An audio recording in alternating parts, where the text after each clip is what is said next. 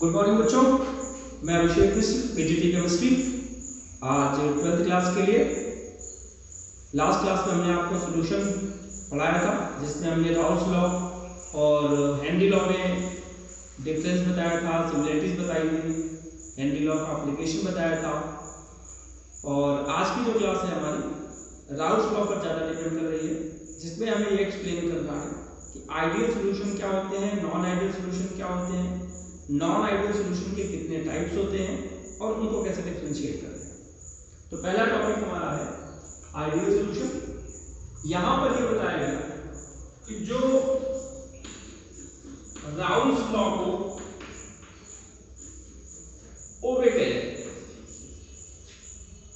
जो solution Raoult's law को ओबे करता है उसे हम आइडियल सॉल्यूशन बोलते हैं एट ऑल कंसंट्रेशन, और ये राउल्स लॉ को ओबे नहीं करता उसे हम बोलते हैं non ideal solution. Non ideal solution real solution को बोलते हैं जो नॉर्मली पाए जाते हैं, और आइडियल सॉल्यूशन एग्जैक्टली कोई होता नहीं, वेरी वेरी डाइल्यूट सॉल्यूशन में कुछ ऐसे एग्जांपल है जो राउल्स लॉ को ओबे करते हैं।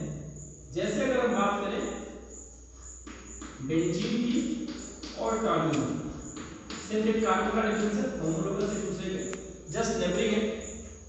एन हेप्टेन और एन ऑक्टेन याद करने में इतना मुश्किल भी नहीं है।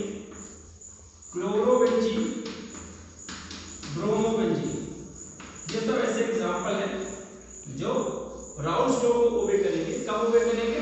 जब उनकी कंसंट्रेशन बहुत कम होगी, बहुत डाइल्यूट होगी। इन सॉल्यूशन के लिए ये बताया गया जो डेल एच मिक्सचर है, एंथैल्पी है, वो जीरो होगी। यानी जब एक सॉल्यूशन को दूसरे में मिलाया जाएगा तो वहां पर ना तो एनर्जी निकलेगी ना तो एनर्जी लगेगी। ऐसा नॉर्मली होता नहीं है, ये इमेजिनरी सिचुएशन है। और डेल वी की अगर हम बात करें, इसमें वॉल्यूम में भी कोई चेंज नहीं आएगा। 5 लीटर सॉल्यूशन के और 5 लीटर सॉल्यूशन बी को मिक्स किया जाए तो एग्जैक्टली 10 लीटर होना चाहिए, और तब वो आइडियल सॉल्यूशन होगा। और नॉर्मली ऐसा नहीं होता। अगर हम सोचें कि पानी में दूध मिल जाता है तो वो एक दूसरे के स्पेस को अच्छे से ऑक्यूपाई कर लेते हैं, तो 5 + 5 यहाँ टाइम 10 नहीं होता। रियल सॉल्यूशन में क्या होता है, कुछ 10 से कम होते हैं, कुछ 10 से ज्यादा होते हैं। तो ऐसे सॉल्यूशंस जो राउल्स लॉ को ओबे नहीं करते उन्हें हम बोलते हैं नॉन आइडियल सॉल्यूशन। और नॉन आइडियल सॉल्यूशन के लिए जो डेल एक्स मिक्सचर का है उसे हमने बोला कि ये जीरो नहीं होगा, और डेल वी मिक्सचर का जो होगा वो जीरो नहीं होगा। तो दो तरह के सॉल्यूशन कौन कौन से हैं वो डिस्कशन कर रहे हैं आपके साथ। एक है पॉजिटिव डेविएशन वाला, ऐसे सॉल्यूशन जो राउल्स लॉ से पॉजिटिव डेविएशन शो करते हैं, और ऐसे सॉल्यूशन जो राउल्स लॉ से नेगेटिव डेविएशन शो करते हैं। ये पॉजिटिव डेविएशन का कांसेप्ट क्या है भाई? इसके केस में कहा गया सॉल्यूशन ए सॉल्यूशन बी जब मिलेगा, ए भी बनेगा, तो वहां पर फोर्स ऑफ अट्रैक्शन में कोई फर्क नहीं पड़ेगा, जो पहले था वो बाद में ही रह गया। और इसके केस में जब हम ग्राफ की बात करते हैं तो ग्राफ कुछ ऐसे स्ट्रेट आता है, इसका याद रख लेता हूं मैं, स्ट्रेट ग्राफ आता है। यहाँ पर वेपर प्रेशर की बात कर रहे हैं, यहाँ पर वेपर प्रेशर की बात कर रहे हैं। ये आपका एक्स ए मान लेते हैं, यहाँ से एक्स बी मान लेते हैं, ये बी इधर जा रहा है, ए इधर जा रहा है, और ये आपका पी बी नॉट हो जाएगा, और ये आपका पी ए नॉट हो जाएगा। और ये जो आपका मिला इसे पी टोटल बोलेंगे, equal to P A plus P.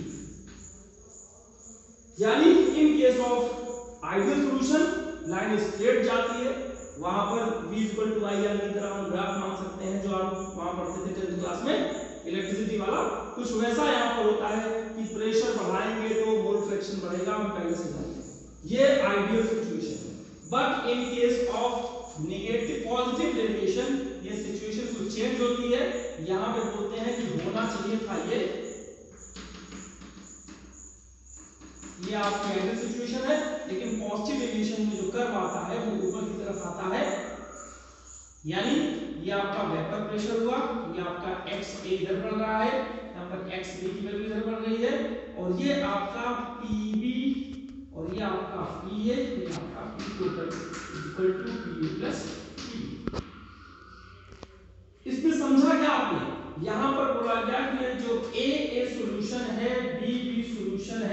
इनके मिलने से जो ए बी बना, ये वीकर वाला बॉन्ड है और ये वाला कैसा था, स्ट्रॉन्ग था। ये कैसा था, स्ट्रॉन्ग था। तो ऐसी सिचुएशन में जब पहले वाले बॉन्ड स्ट्रॉन्ग हो और उनके मिलने के बाद बॉन्ड वीकर हो, तो उस केस में वेपर प्रेशर इंक्रीज कर जाता है और वेपर प्रेशर इंक्रीज कर जाएगा तो बॉन्ड वीक हो जाएगा। और इसी सिस्टम के अगर बॉइलिंग पॉइंट की बात करें तो बॉइलिंग पॉइंट कम हो जाएगा। मिनिमम बॉइलिंग एज ड्रॉप को रिप्रेजेंट करता है ये पॉजिटिव डेविएशन। अपोजिट बात कर ले तो यहां पर फिर से वही कहानी, ये आइडियल सॉल्यूशन का line dot dot dot ideal solution को रिप्रेजेंट कर रहा है। अब ये नीचे कर्व जाएगा, ये कर्व नीचे जाएगा। यहां पर वेपर प्रेशर, यहां पर XA इधर इंक्रीज कर रहा है, इधर XB इंक्रीज कर रहा है। तो ये आपका PB हो गया और ये आपका PA हो गया। ये आपका P total equal to PB plus PB। ये जो कर्व नीचे गया उसके लिए हम बोल रहे हैं। और इसकी बात अगर करते हैं तो AA का जो बॉन्ड था वो वीक था, BB का बॉन्ड जो था वो वीक था, और ये A मिलके A और B बना, ये बॉन्ड कैसा बन गया, स्ट्रॉन्ग बन गया। अब स्ट्रॉन्ग बॉन्ड बन गया, इसमें वेपर प्रेशर डिक्रीज हो जाता है, इसलिए इसका बॉइलिंग पॉइंट बढ़ जाता है। इस चीज को अच्छे से आप समझिए कि जब दो सॉल्यूशन को आपस में मिलाया गया, मिलाने के बाद उनकी एक दूसरे की एफिनिटी बहुत ज्यादा है, उसमें एनर्जी रिलीज होती है। एनर्जी रिलीज होती है मतलब यहां पर बोल सकते हैं डेल एच म्यूचुअल की जो वैल्यू होगी वो नेगेटिव होगी, डेल बी म्यूचुअल की जो वैल्यू होगी वो नेगेटिव होगी, 0 से कम होगी। और यहां पर अगर हम बात करते हैं, यहां पर एनर्जी लगती है क्योंकि वो आप आसानी से मिक्स नहीं होना चाहते। पॉजिटिव डेविएशन का मतलब ये होता है उनको मिक्स होने में दिक्कत हो रही है, वो नहीं चाहते वो एक दूसरे से come close to each other आए। रही बात एग्जांपल की, एग्जांपल में बात कर ले तो जो पॉजिटिव डेविएशन का एग्जांपल है, देखिएगा कार्बन डाइसल्फाइड, इसमें डाइपोल डाइपोल मूवमेंट की बात होता है, 11th क्लास में आपने पढ़ा है। और इसमें हमने किया CH3 COCH3, यहां भी डाइपोल यहां भी डाइपोल, और मिलने के बाद कोई नया स्ट्रॉन्गर बॉन्ड नहीं बना, इसलिए पॉजिटिव डेविएशन। इसी तरह दूसरा एग्जांपल C2H5OH, इसमें डाइपोल डाइपोल है, इसमें H बॉन्ड है, मिलने के बाद कोई नया बॉन्ड स्ट्रॉन्गर नहीं बनता। और तीसरा एग्जांपल CH3 COCH3 जो आपके एनसीईआरटी का है, plus C2H5OH, dipole dipole H bond, मिलने के बाद कोई नया बॉन्ड जनरेट नहीं होता। तो ये तीनों आपके एनसीईआरटी के एग्जांपल है, इस साथ लिख दिया, आपको याद करने में आसानी होगी। और इन केस ऑफ नेगेटिव डेविएशन इन्होंने कहा कि CHCl3 को जब हम CH3 COCH3 से मिलाते हैं, यहां भी डाइपोल यहां भी डाइपोल, लेकिन मिलने के बाद यहां पर स्ट्रॉन्गर H बॉन्ड आता है, जिससे इसका बॉइलिंग पॉइंट बढ़ जाता है। इसे हम बोलते हैं आपका नेगेटिव डेविएशन का एग्जांपल। दूसरा फिनॉल प्लस एनिलीन, ये इसका एग्जांपल है। HNO3 प्लस H2O, ये इसका एग्जांपल है। तो आप इस तरीके से काफी एग्जांपल इसके देख सकते हैं।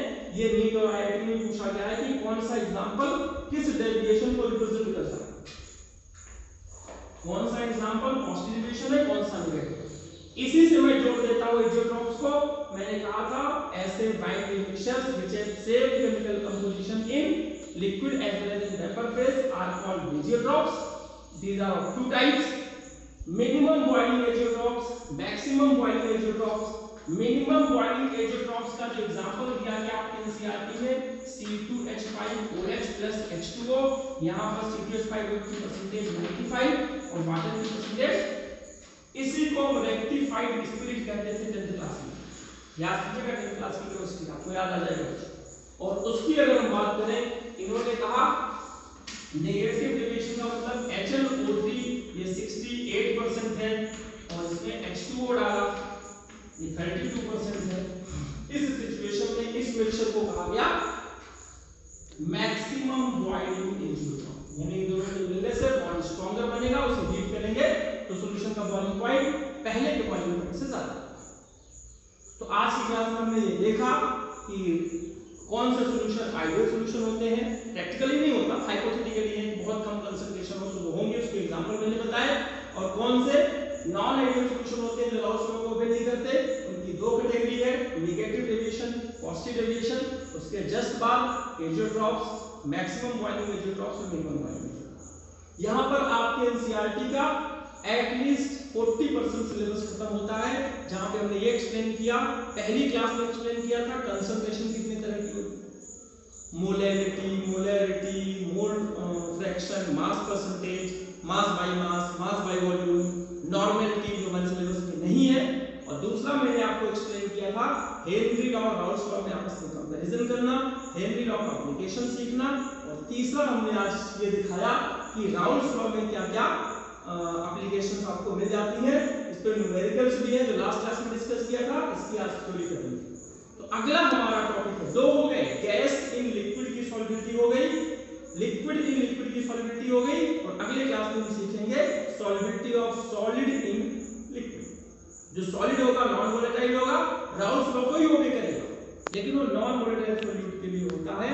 वो 4 कैटेगरी में हमारे पास है, relative lowering in vapour pressure number 1, elevation in boiling point number 2, depression in freezing point number 3 and osmotic pressure। इसके साथ हमारा सिलेबस खत्म हो जाएगा। हम कोशिश करेंगे कि 2 या 3 क्लासों में से फिनिश कर दें, नेक्स्ट वीक में खत्म हो जाएगा। आपसे रिक्वेस्ट है कि आप एनसीईआरटी के सारे क्वेश्चन सॉल्व करें, एक्सरसाइज के क्वेश्चन सॉल्व करें, और जो हम आपको क्वेश्चन बना के दें लेसन खत्म होने के बाद उसे भी जरूर सॉल्व करें। लास्ट ईयर के बोर्ड के क्वेश्चनों को जरूर देखें, तो आपके लिए काफी हेल्पिंग होगा कि आपको इसमें से क्या समझ में आया क्या नहीं आया। जैसे कि एग्जांपल है कि मिक्सचर ऑफ, सॉरी यहां गलत लिखा था, CHCl3 and COCH3COCH3 are example of negative deviation. Why आपको लिखना है, because when these solutions come close to each other they form a stronger intermolecular hydrogen bond, that is why they exhibit negative deviation। तो आज की class में इतना ही, बाकी अगली क्लास। Thank you.